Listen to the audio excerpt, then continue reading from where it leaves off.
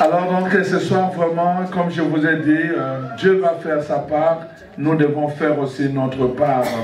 Et c'est pour cela que les enseignements que nous donnons, c'est pour nous aider à faire notre part. Alors nous allons rester debout pour écouter la parole de ce soir. Voilà. Donc qui est dans le livre de l'Apocalypse,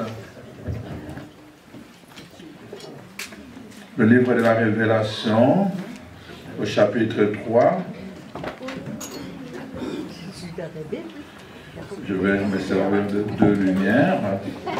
Le chapitre 3 a donc le verset 20 à 21. Non. Vous pensez m'aider, mais vous allez brûler mes yeux. C'est très fort sur... ce sont des projecteurs. Hein. Voyez-vous comment on peut faire du tort même à vouloir faire le bien. Hein? Bon, c'est ça. La contradiction, ça continue. Alors, donc, verset 21, nous allons lire 20-21. Alors, voici, je me tiens à la porte et je frappe. Si quelqu'un entend ma voix et ouvre la porte, j'entrerai chez lui, je souperai avec lui et lui avec moi. Si quelqu'un entend ma voix et ouvre la porte, j'entrerai. Amen. Amen. Vous pouvez vous asseoir.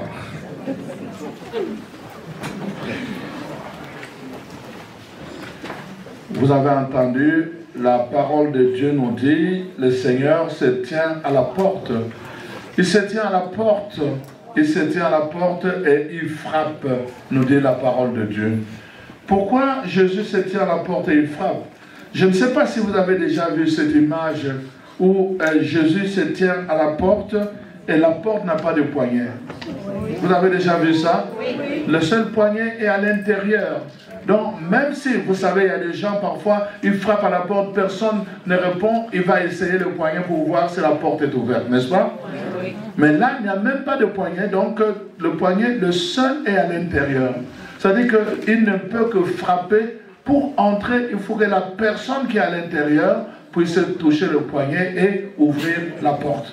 C'est alors seulement que Jésus peut entrer dans la maison. Amen. Amen. Donc, voyez-vous, la parole de Dieu dit, si quelqu'un entend ma voix, donc on peut ne pas entendre la voix même quand il frappe à la porte. Vous êtes d'accord avec moi? Oui. Donc, il peut venir frapper à la porte, nous n'entendons pas la voix. Ça arrive souvent. Je suis déjà allé quelque part et je frappais à la porte. Ils avaient mis la musique vraiment jusqu'à, je pense, dernier volume.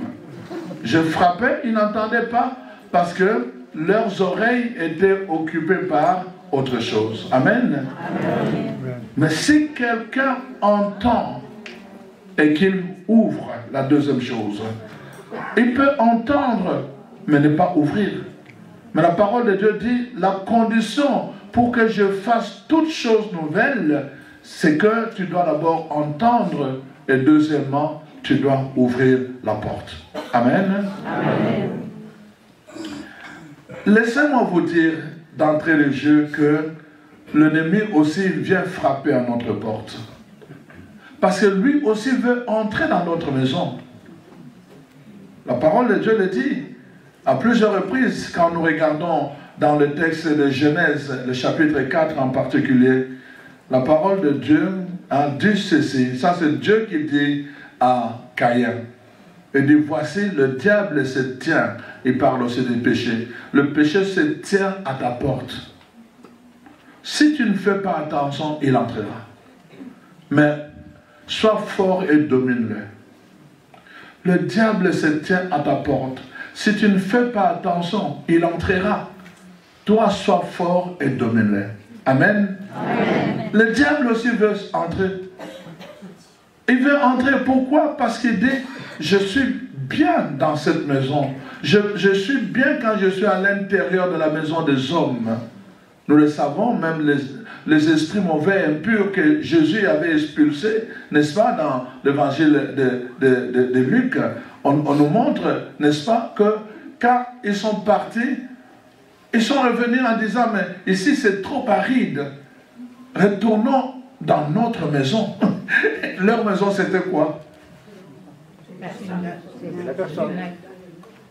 Leur maison c'était le corps humain. Leur maison, c'était le corps humain. Il dit, ici, on ne s'en sent pas bien. Retournons dans notre maison. Retournons à la maison. Parce que là, on est bien nourri. On est bien nourri par la colère. On est bien nourri par la vengeance. On est bien nourri par l'esprit d'ancienneté. On est bien nourri par la peur. On est bien nourri là-bas. Retournons là-bas. Et si on est en train de mourir de faim? Parce que ces esprits se nourrissent de ça. Ils se nourrissent de ça. Tout ce qui est négatif en nous ne fait que nourrir ces esprits. Vous voyez, il y a des choses, par exemple, il y a des vers, il y a des choses qui ne peuvent être là où il y a la pourriture. Vous allez trouver les vers, vous ne les trouverez pas, les vers intestinaux, vous ne les trouverez pas dans le veine, hein? Ils vont être dans les intestins. Ils vont se nourrir de la pourriture. Il y a des choses comme ça. Voyez-vous, parfois, il y a, quand on était enfant, le porc qu'on soignait avait souvent des tiques, donc des insectes qui se détachaient. Mais quand ils étaient dans les sables, il faisait très chaud. Mais qu'est-ce qu'ils faisaient? Ils attendaient toujours quand nous, on allait jouer au soccer. Et alors, c'était le bon moment, et ils entraient dans nos pieds. Ils entraient dans nos pieds, ils commençaient à se nourrir de notre sang et tout le reste. Et après, ils commençaient à prendre une forme. Et ils commençaient à faire des démangeaisons. Et après, ils commençaient à piquer sérieusement. Si vous ne les extirpez pas, vous n'allez pas dormir la nuit. Imaginez les microbes qui entrent dans votre corps. Mais ça va se nourrir de votre corps. Vous le savez, non? Oui. Et c'est comme ça que l'ennemi fonctionne. Lui aussi veut entrer dans votre maison. Et il vient à la porte, il frappe aussi. Dès que tu commences à parler, si tu ne fais rien, il va lui-même te provoquer. C'est-à-dire, il va te mettre au bout jusqu'à ce que tu vas lui ouvrir la porte. Il va créer des circonstances, des situations pour que tu puisses te mettre en colère et parfois que tu puisses maudire Dieu. Alors il dit, ah, voilà, il vient d'ouvrir la porte. Et nous entrons.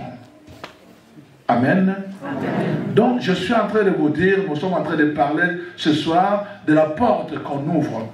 Donc, si quelqu'un ouvre la porte, j'entrerai. Mais l'ennemi dit aussi, je me tiens devant votre porte. Si vous ouvrez, moi aussi, je vais entrer.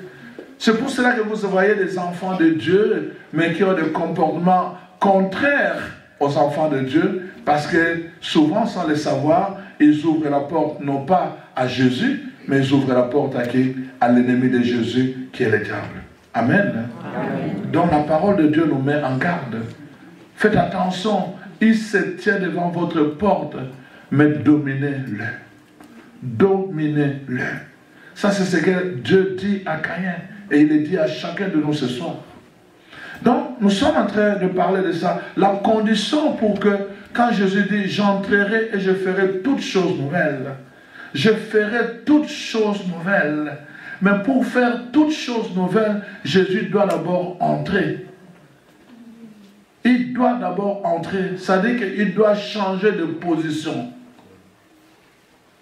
Si quelqu'un est en dehors, il n'a pas de pouvoir à l'intérieur. Pour que quelqu'un ait le pouvoir à l'intérieur, il doit entrer. Je prends un exemple, que vous ayez une panne d'électricité, ou bien que vous avez des fuites d'eau, et que le plombier arrive, mais il est à la porte, il est dehors. Il peut avoir ses instruments de travail. Tant qu'il n'entre pas dans votre maison, il n'a aucun pouvoir de réparer votre problème. N'est-ce pas? Oui. Donc, la parole de Dieu nous dit la même chose. Jésus se tient pour qu'il fasse toutes choses nouvelles. La seule condition, c'est que d'abord, il faut qu'on lui ouvre la porte et qu'il entre dans notre maison. Alors, il va demeurer. Il dit, et je vais demeurer. Je vais demeurer. Il ne vient pas pour passer Il veut venir pour demeurer. Et c'est ça qu'il va faire. Ce soir, c'est très important que nous comprenions cela. Il y a beaucoup de choses. Je vous ai dit ce matin, je pense, qu'il y a des choses pour le recevoir. Vous devez croiser le chemin de Jésus. Vous devez croiser la personne de Jésus. Et quand vous le croisez, il faut l'inviter chez vous. Il faut lui ouvrir la porte de votre cœur, la porte de votre maison. Et quand vous ouvrez la porte de votre maison, parce qu'il n'est pas n'importe qui, on nous a dit, Dieu lui-même le considère vraiment de façon grandiose. Il a élevé son nom au-dessus de tout nom. Il lui a donné le titre qui est au-dessus de tous les titres, le nom de tous les noms, de toute autorité, de toute principauté. Dieu a donné le titre qui est au-dessus de tout nom à Jésus-Christ. Et quand il vient chez nous, ça signifie que nous devons faire attention dans la façon de l'accueillir. Nous avons besoin de mettre de l'ordre dans notre maison. Quand j'étais curé en paroisse, je me rappelle encore, chaque fois que les gens voulaient m'inviter, la première chose, ils prenaient des informations partout où je suis passé. Monsieur le curé, qu'est-ce qu'il mange? Et qu'est-ce qu'il boit? Et qu'est-ce qu'il... Des questions. J'arrive là-bas, parfois on ouvre, on présente le repas, je me mets à rire moi-même. Je dis, il y a une fuite d'informations. Les gens prenaient le temps de se préparer pour m'accueillir. Mais là, ce n'est pas un humain qui n'a pas de pouvoir de sauver. Là, on a affaire à quelqu'un, le Fils de Dieu, que Dieu lui-même a élevé au plus haut niveau. Quand il vient chez nous, imaginez comment et combien nous devions nous préparer. Parce que son but, quand il entre, c'est tout le temps pour apporter l'influence. Vous savez, un chef d'État, quand il vient dans un autre pays, est-ce qu'il vient seul? Jamais. Il vient toujours avec une délégation. Toujours avec une délégation. Alors imaginez-vous que vous accueillez Jésus dans votre maison et qu'une délégation, le ministre de la Défense, Michael, est là avec lui. Imaginez-vous, le ministre des Finances est là avec lui, n'est-ce pas? Donc, Raphaël. Donc, vous commencez à voir, le ministre de la Sécurité est là avec lui. Imaginez un peu que tous ces gens sont avec Jésus et ils entrent dans ta maison et ils commencent, ces gens-là, les gardes-corps aussi sont là. Imaginez-vous.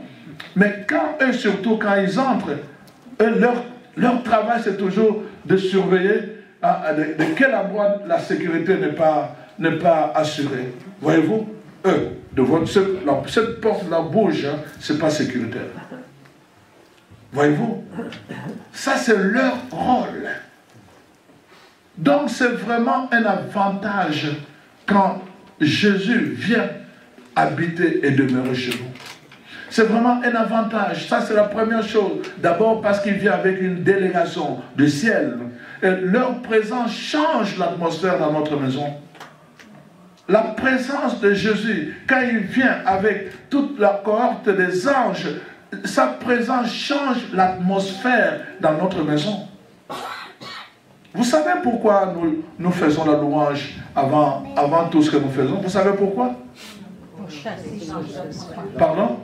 Les invités. Pour amener la délégation, mais pour chasser mauvais esprits. Myriam, ne vole pas mes vocabulaires à moi. Oh! Oui, j'arrive, bon. Alors, elle me dit pour amener la délégation. Non, ça c'est moi qui ai dit. Oh. La course est Bon, ok, d'accord. Alors, voyez-vous, la parole de Dieu dit, Dieu se tient au milieu de la louange et de l'adoration. Ça dit que vous ayez ça comme principe. Quand vous apprenez à prier, la première chose que vous devez faire, c'est pour cela que je suis en train de vous parler de l'accueil. Vous préparez à accueillir.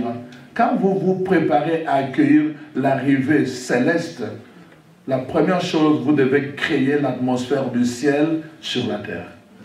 Est-ce que vous me comprenez? C'est la première. Ayez cette habitude. Ne priez pas comme des païens. Si vous n'avez pas le temps, ne le faites pas. Quand vous voulez le faire, faites-le bien. Créez l'atmosphère du ciel sur la terre.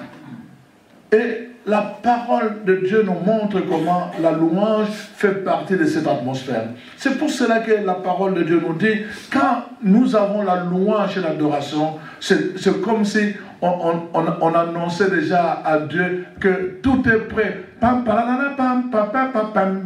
Venez, venez, venez, venez. On est en train de dire à Dieu, vous pouvez maintenant venir, tout est prêt maintenant.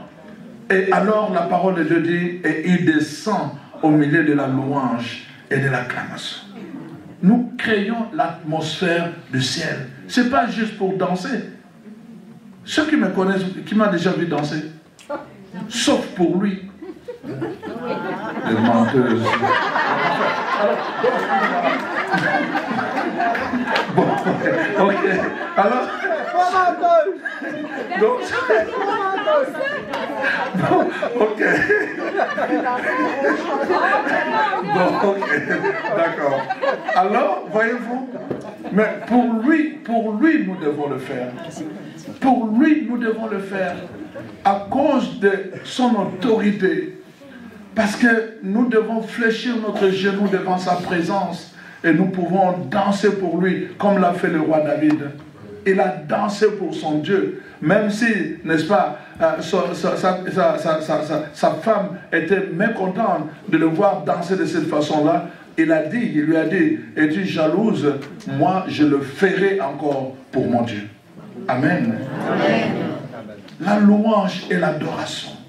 Dieu vient au milieu de la louange et de l'adoration. Parce que c'est comme si nous étions en train de lui préparer la place. Nous étions en train de préparer le chemin pour qu'il entre, lui le roi de gloire.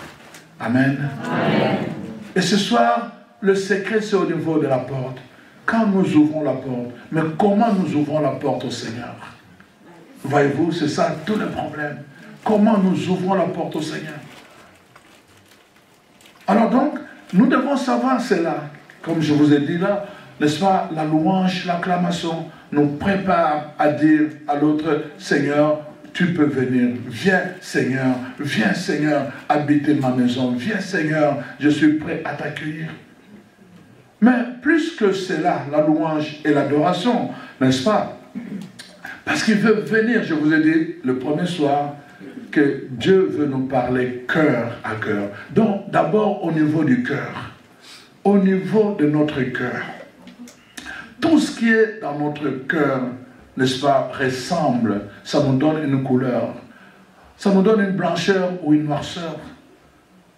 Rappelez-vous, moi j'ai déjà raconté mon histoire, quand j'étais dans le coma après mon accident là, et que je me suis retrouvé là-bas, la seule chose qu'on m'a dit, on dit non, vous ne pouvez pas rentrer. Regardez votre chemise. Effectivement, j'avais une tache au niveau de mon cœur. On m'a dit, tu ne peux pas rentrer comme ça. Waouh! Mais j'étais, imaginez-vous que j'ai fait mon accident à la suite d'une colère excessive.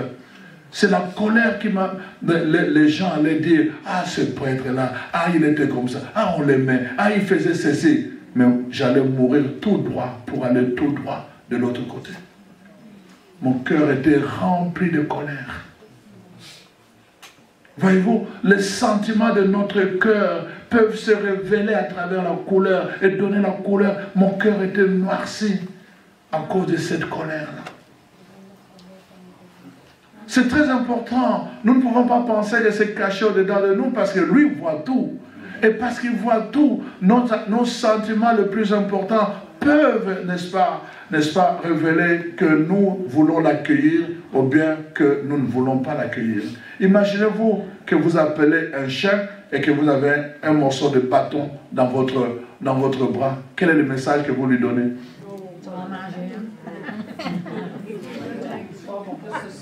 Il va s'approcher d'un pas, il va reculer de deux. Il va s'approcher d'un pas, il va reculer de deux. Parce que le bâton là ne donne pas un bon message. Vous l'appelez, mais vous avez le bâton en main pour faire quoi? Voyez-vous? Le message de contradiction. Et c'est cela dans notre vie spirituelle. Nous devons faire attention. L'ennemi veut venir habiter au milieu de nous pour nous nuire. Il veut tuer nos bénédictions. Il veut détruire tout ce que nous avons de potentiel. Il veut mettre dans notre esprit la pensée de l'échec, que nous ne valons absolument rien devant Dieu. Mais Dieu voudrait, je vous ai dit hier, que le Seigneur nous dit, vous avez du prix à mes yeux. Et l'ennemi dit, toi tu penses avec ton passé, avec ton histoire, tu penses que Dieu peut t'aimer. Tu penses, tu te trompes. Dieu ne t'aime pas, tu sais. Tu n'es pas une sainte, Dieu ne peut pas t'aimer. Dieu est 3 fois saint, il ne peut pas t'aimer toi. Et pense un peu à ton passé. Ça, c'est l'ennemi qui fait ça. Mais Dieu te dit simplement, moi, je te connais depuis le sein de ta mère. Je t'ai aimé, je t'ai choisi. Parce que moi, je suis capable de prendre ce qu'il y a de faible dans le monde pour confondre le sage. Pour confondre le fort. Je suis capable de prendre ce qu'il y a de fou dans le monde pour confondre les sages. Et c'est moi, quand je t'appelle, la Bible dit dans Romains 8, ceux qu'il a appelés, il les a purifiés. Ceux qu'il a purifiés, il les a sanctifiés. Et ceux qu'il a sanctifiés, il les a destinés à manifester sa gloire. Il qui? Jésus. Pas toi. C'est lui qui appelle et c'est lui qui fait le travail. Quand Dieu t'appelle, il fera le travail et il va achever son travail. D'ailleurs, la Bible dit que le Seigneur qui a commencé achèvera l'œuvre qu'il a commencée en toi. Amen. Amen. Ça, c'est la perspective de Dieu. Mais Satan, sa perspective, c'est de te faire voir tout ce qu'il y a de mauvais, tout ce qu'il y a d'échec, tout ce qui ne marche pas, pour que tu n'aies pas confiance en toi-même et que tu n'aies pas confiance non plus en Dieu. C'est pour cela que lui aussi vient se tenir à ta porte, parce qu'il veut te détourner du plan de Dieu pour toi. Il veut te détourner de cette promesse que Dieu a faite. Tu vas traverser le désert, mais au-delà du désert, il y a une terre de promesses pour toi. Amen. Amen. Voilà pourquoi ce soir, il y a une porte que nous devons ouvrir. La guérison vient à notre porte et frappe. La délivrance vient à notre porte et frappe. Et ce soir, si quelqu'un entend et qu'il ouvre, la parole de Dieu dit, il entrera et il fera toutes choses nouvelles. Il fera toutes choses nouvelles. Et la parole de Dieu dit, les choses anciennes s'en iront et les choses nouvelles vont commencer dans ta vie. Amen. Amen. Qui n'est pas fatigué de voir tout le temps les mêmes échecs, les mêmes souffrances se répéter dans sa vie?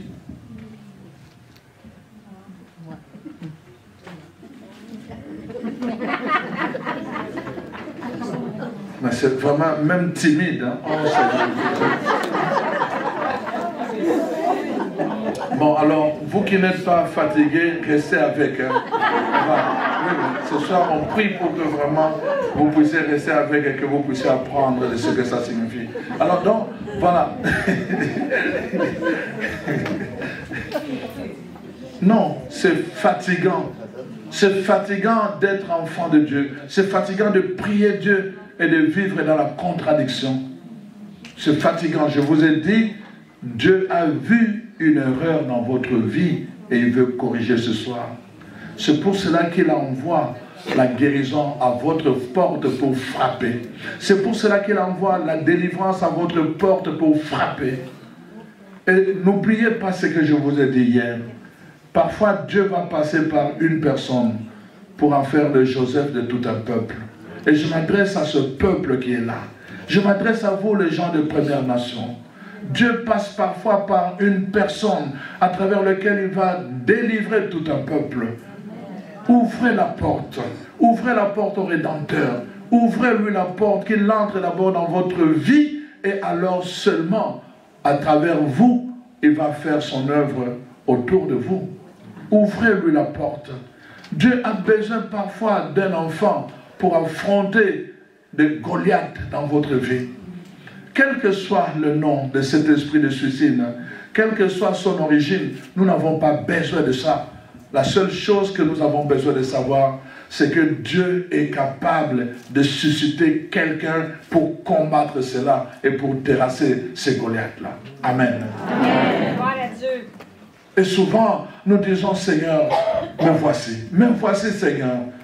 Me voici, Seigneur, je suis prêt à payer le prix pour que, à part moi, n'est-ce pas, que tu viennes toucher mon peuple. Tu as dit à Abraham, par toi, je vais bénir toutes les familles de la terre.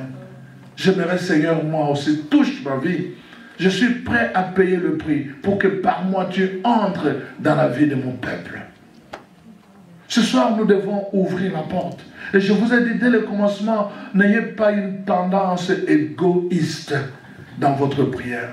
Nous devons avoir cette perspective vraiment qui ouvre, n'est-ce pas, à une dimension plurielle. Nous en avons besoin. Le monde a besoin de nous. Dieu a opéré avec 12 apôtres. C'est avec eux qu'il a opéré. Et qu'aujourd'hui encore, nous pouvons recevoir la bonne nouvelle. Ils n'étaient pas nombreux. Dieu a opéré avec 72 disciples. C'est avec eux qu'il a opéré pour les envoyer partout où ils devaient aller. Ils ont obéi. Et aujourd'hui, nous pouvons expérimenter les choses grâce à leur message qui est venu jusqu'à nous. Et aujourd'hui encore, Dieu continue à chercher une minorité pour sauver une majorité. Il a besoin d'une minorité pour sauver une majorité. Mais une minorité qui est capable de dire oui et qui est capable de prendre le chemin, parfois, du sacrifice. Amen. Amen. Se mettre à genoux pendant que tout le monde dort. Ça va être ton sacrifice. Se mettre à genoux pour contrer le puissant du nord, pour contrer le puissant du sud, pour contrer le puissant de l'est et de l'ouest. Tu te mets à genoux pendant que tout le monde est en train de ronfler. Toi, tu es là. Parce que tu portes en toi une mission de délivrance. Et Dieu te délivre pour qu'à ton tour, tu apprennes à délivrer les autres. Amen. Amen. Et ce soir, vraiment, je voulais vous amener à cela. À regarder donc ce texte, comme je vous dis, n'est-ce pas, la parole de Dieu nous dit, est claire là-dessus. Donc, il y a le mal qui habite devant toi. Il y a aussi, n'est-ce pas, la guérison devant ta porte, et n'est-ce pas, qui veut entrer. Voyez-vous, dans la parole de Dieu, plusieurs personnes, quand vous remarquez bien, plusieurs personnes, à cause d'avoir ouvert la porte au ciel, ont été bénies. Plusieurs personnes. Si vous remarquez bien, on peut prendre déjà, n'est-ce pas, l'histoire d'Abraham dans le livre de Genèse, le chapitre 18.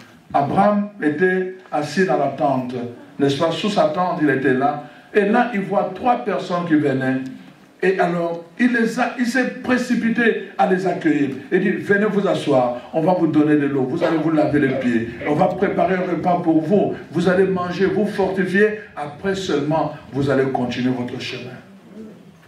Abraham a ouvert la porte de sa maison. Et ces gens-là ont fait 2 choses.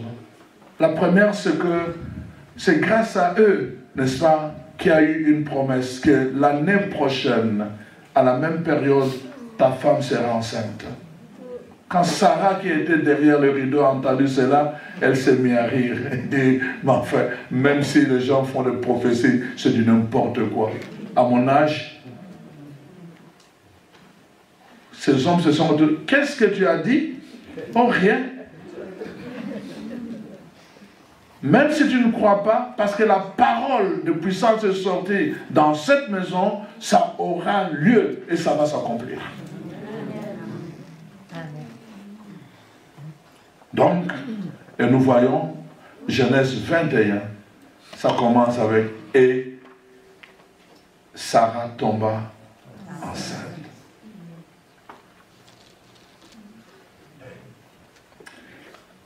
Donc, ça, c'était la première chose. Il a eu une promesse de cet enfant qui devait naître. La deuxième chose, il a eu une révélation.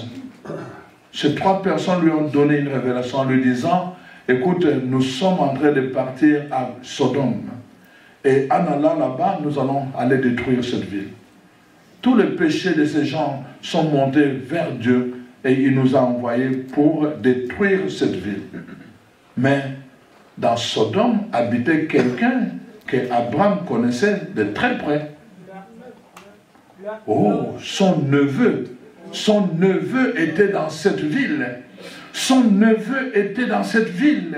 Écoute là, non. Il comprend que son neveu est dans Sodome. Et on est en train d'aller bombarder Sodome. Et là, il se tourne et dit, écoutez, est-ce que vous allez faire ça s'il y a 40 justes? L'information a provoqué l'intercession. Amen. Amen. Abraham a commencé à intercéder. Et s'il y a 30 justes, si on trouve 30 justes, on va changer de plan. Mais écoutez, mais s'il y en a seulement 20, bon, qu'est-ce que vous en pensez? Bon, oui, bon, si on trouve 20 justes, on ne bombarde pas. Sodome, oh mon Dieu, la réputation légère de Sodome. Bon, Lot, sa femme, les enfants et tout. Donc, Seigneur, excusez-moi, mais s'il y en a seulement 10, l'intercession. Est-ce que vous me comprenez? Il a eu une révélation, il a eu une promesse, il a eu une révélation parce qu'il a d'abord, n'est-ce pas, il a offert l'hospitalité à ces êtres qui passaient chez lui. Quand nous ouvrons la porte, imaginez-vous quand nous ouvrons la porte au Fils de Dieu. Il a ouvert la porte aux êtres célestes, il a eu la promesse et il a eu la révélation. Et nous voyons maintenant la même chose. Dans Genèse 19, c'est l'histoire de Lot en question. Maintenant, les anges sont partis. Et dit, si on voit 10, écoutez, si on voit 10, écoutez, on va quand même épargner Sodome. Oui, oui, on va épargner Sodome. Bah, mais, oui, mais il nous a dit que son neveu est là-bas. Donc, on va commencer par aller chez son neveu pour vérifier comment il se comporte. Donc, les anges sont allés chez le neveu d'Abraham, chez Lot.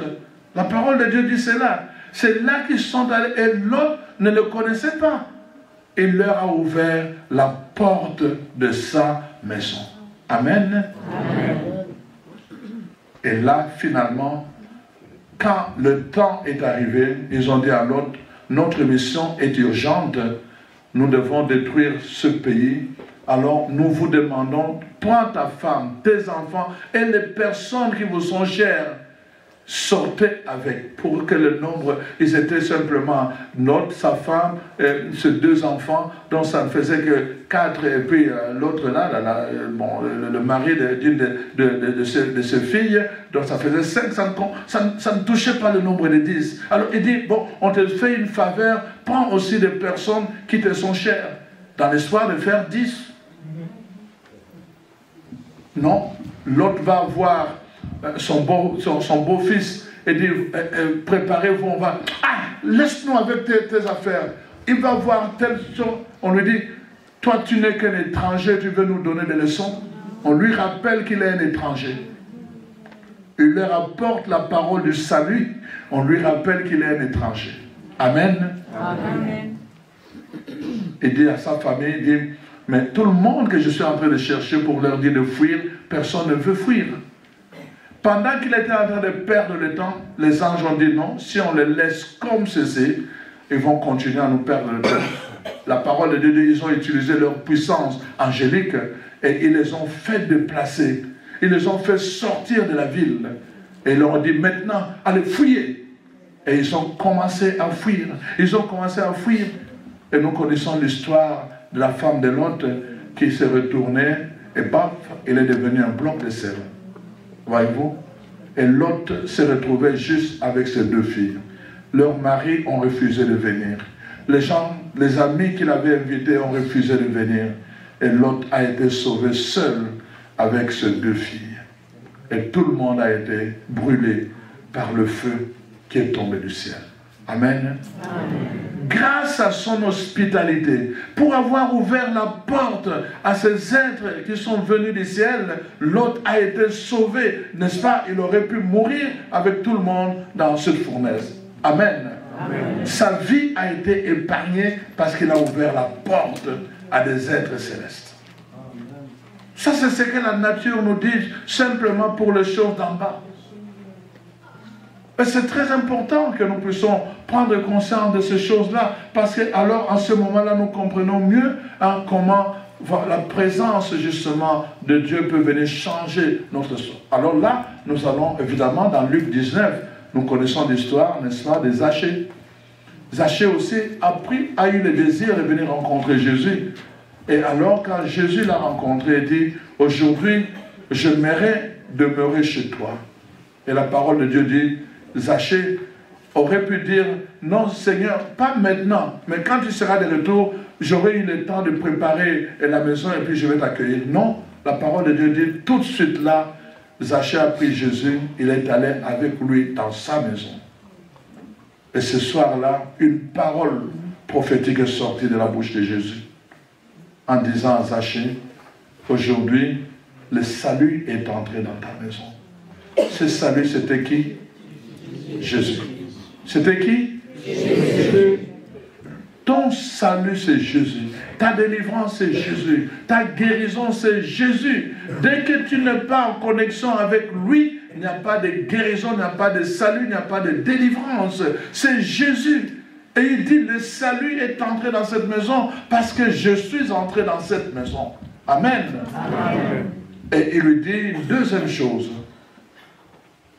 Pendant que les gens t'appellent collabo, pendant que les gens t'appellent voleur, pendant que les gens t'appellent corrompu, parce que il était collecteur d'impôts, vous savez, quand on demandait par exemple le taxe de $100, ils ajoutaient 150. Alors ils donnaient $100 au gouvernement, n'est-ce pas, et ils gardaient 50. Et tout le monde le savait, ils étaient des voleurs, on les appelait comme ça, ils étaient des voleurs.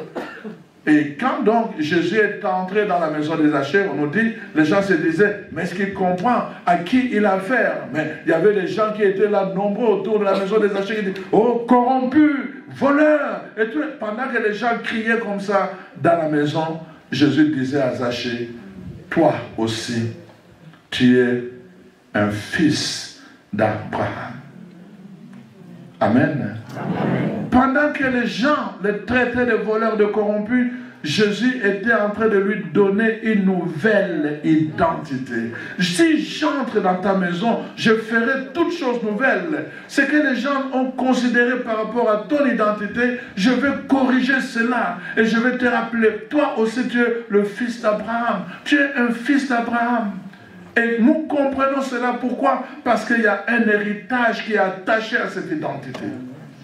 Quand nous regardons dans Galates 3, n'est-ce pas, quand nous regardons le verset 26 à 29, nous voyons, la parole de Dieu dit, n'est-ce pas, que le Christ a été, ceux qui ont été baptisés en Jésus-Christ sont devenus fils d'Abraham et héritiers selon la promesse. Amen. Amen. Donc, en lui disant que toi aussi tu es fils d'Abraham, Jésus est en train de lui dire, tu voles parce que tu ne comprends pas que tu as un héritage.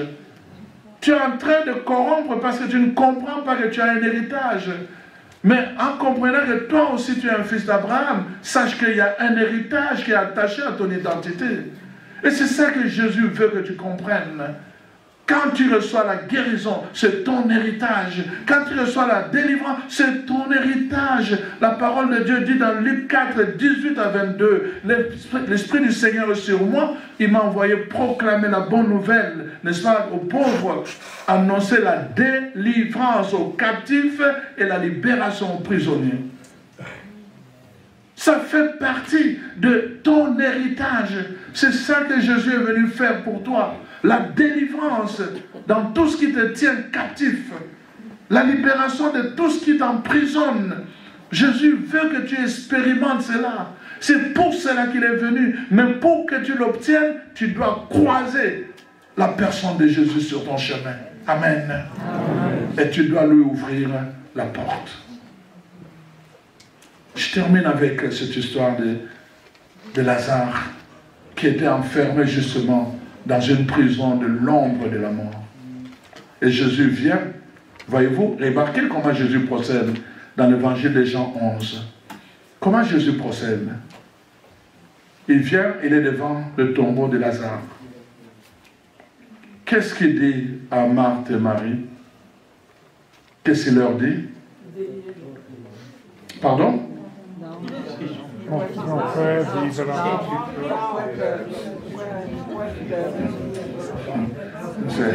Si c'était la bonne réponse, il y aurait une cacophonie comme ça. En tout cas.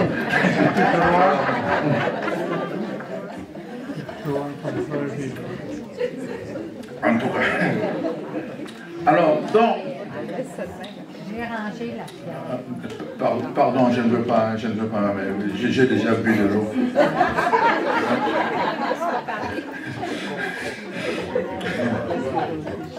Alors, pardon, laisse-moi un peu. Laisse-moi un peu. Jésus dit ceci. Enlever. La pierre était où? Devant la porte. Enlever la pierre. Vous pensez que Jésus ne pouvait pas commander à la pierre? Il pouvait le faire. Mais ça, ce n'est pas lui qui doit le faire. Parce qu'il s'agit de la porte. C'est toi qui dois l'ouvrir. Ce n'est pas lui qui va le faire. Toi, tu dois ouvrir, tu dois enlever la pierre pour que la parole libère, pour que la parole délivre quelqu'un qui est enchaîné. C'est toi qui dois ouvrir la porte.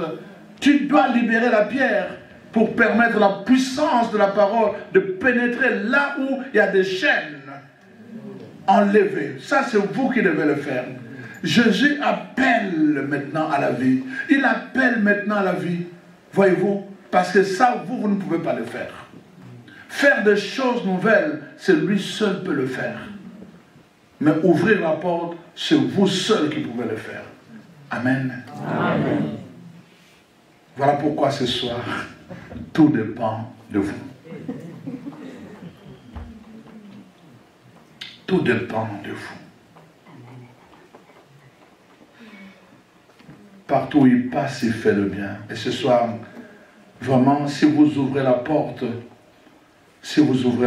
il va entrer pour faire du bien dans votre vie. Il va apporter la parole qui libère, la parole qui fait tomber les chaînes.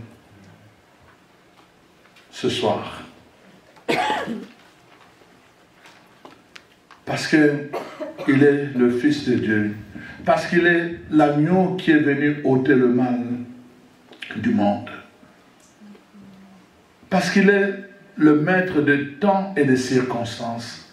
Il peut changer les circonstances de ta vie. Parce que par lui, Dieu fait concourir toutes choses à ton bien. Amen. Amen. Parce que lui seul est le médiateur. Il peut amener le ciel sur la terre de ta vie, de ton couple, de ta destinée. Amen. Amen. Alors ce soir, ça va dépendre de toi.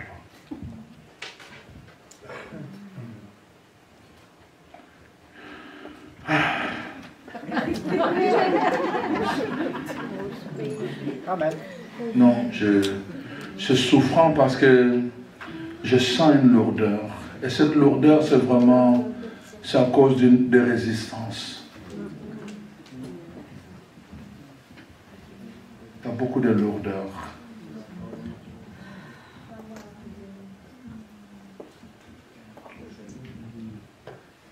C'est important que vous preniez une décision ce soir, mon frère, ma soeur, parce que je vous ai dit, si vous ne prenez pas de décision, votre vie peut être un contre-témoignage. Que vous allez tout le temps dans les lieux de prière et rien ne se passe dans votre vie.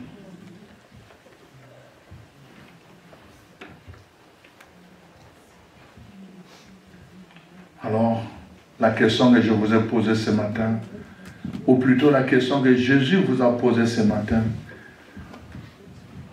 veux-tu être guéri? Oui. Oui. Veux-tu être délivré? Oui. Bon, on va vérifier si tu vas ouvrir la porte. Alors, je vous invite, on va se lever. Levez-vous.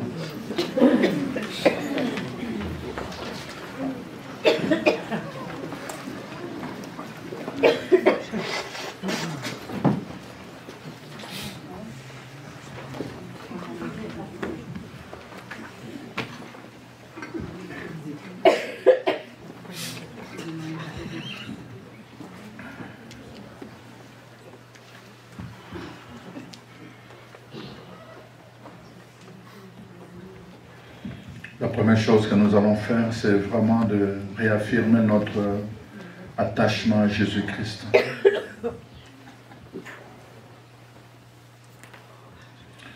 Et après, nous allons demander pardon. Et pour la prière de pardon, vraiment, c'est vous qui allez le faire, pas moi. Et après seulement, notre équipe va se disposer pour... nous allons avoir plusieurs personnes en avant pour l'imposition des mains. C'est le même esprit. Ne choisissez pas la personne vers qui vous devez aller. Promettez-moi que vous n'allez pas choisir la personne vers qui vous devez aller. Vraiment, nous avons prié pour que l'esprit vous dirige vers la personne vers qui vous devez aller. Alors ne choisissez pas. Quand une place sera libérée, si c'est votre tour, allez dans cette place-là. D'accord? Vraiment, faisons ça selon l'Esprit de Dieu. Pendant que la chorale se prépare à entonner le chant, l'engagement, je pense. C'est ça? Pardon? On va commencer par l'engagement. Mais c'est la même chose. Vous n'avez pas préparé un chant de l'engagement? Mais alors, on a changé juste l'ordre, ça. Hein? Vous me faites voir devant tout le monde que je vous ai demandé quelque chose d'impossible.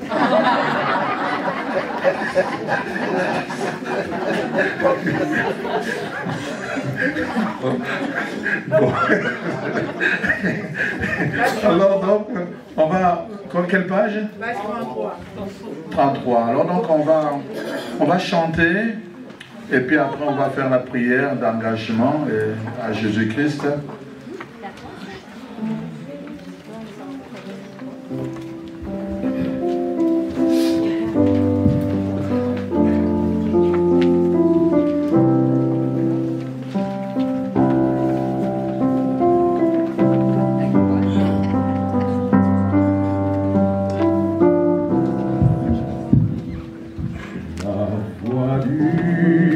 Seigneur m'appelle.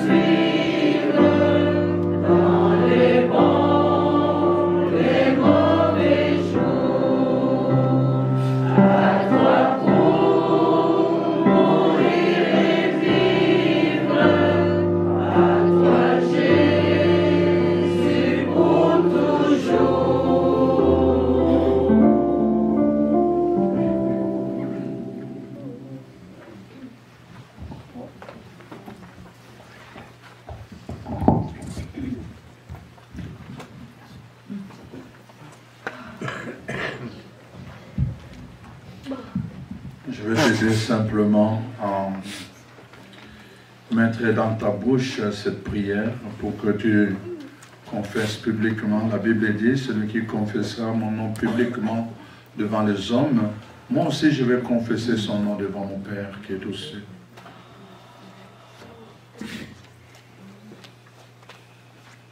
Je ne veux pas que ça soit juste une prière de répétition.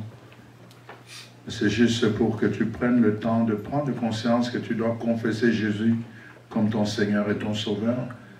Et que cela puisse t'amener maintenant à aligner tes attitudes, tes paroles, tes pensées en fonction de cela. Que tout en toi lui soit soumis. Que tu puisses marcher dans l'obéissance de sa parole. Que cela qui s'engage aussi en toi. Et que tu puisses lui donner la souveraineté sur ta vie. Alors si tu es d'accord, tu vas t'engager à dire cette prière après moi, que le Saint-Esprit vraiment t'affermisse dans ces paroles, que le Saint-Esprit t'affermisse dans la foi à travers ces paroles que tu vas prononcer. Seigneur Jésus, je reconnais que tu es le Fils du Dieu vivant. L'agneau de Dieu qui est venu ôter le mal du monde.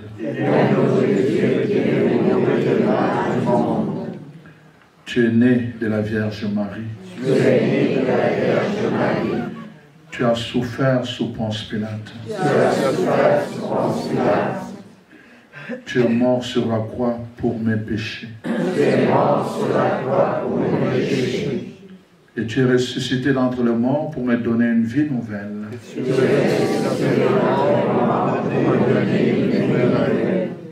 Je reconnais ce soir que je suis pécheur, pécheresse. Non, pécheur pour les hommes, pécheresse pour les femmes.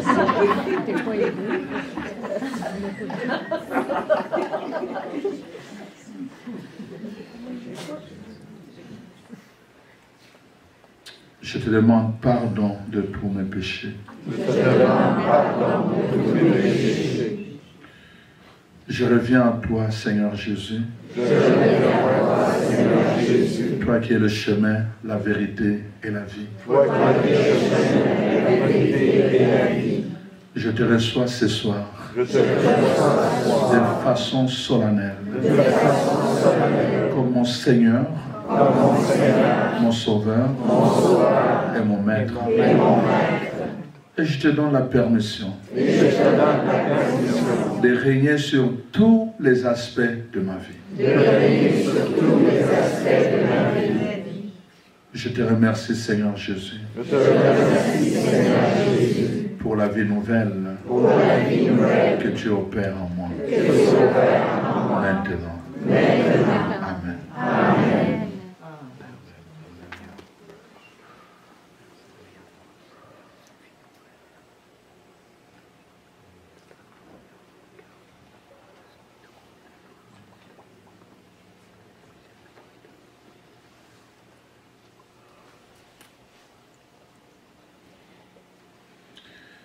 Alors, Seigneur Jésus, je te remercie pour ces enfants qui viennent de faire cette profession solennelle.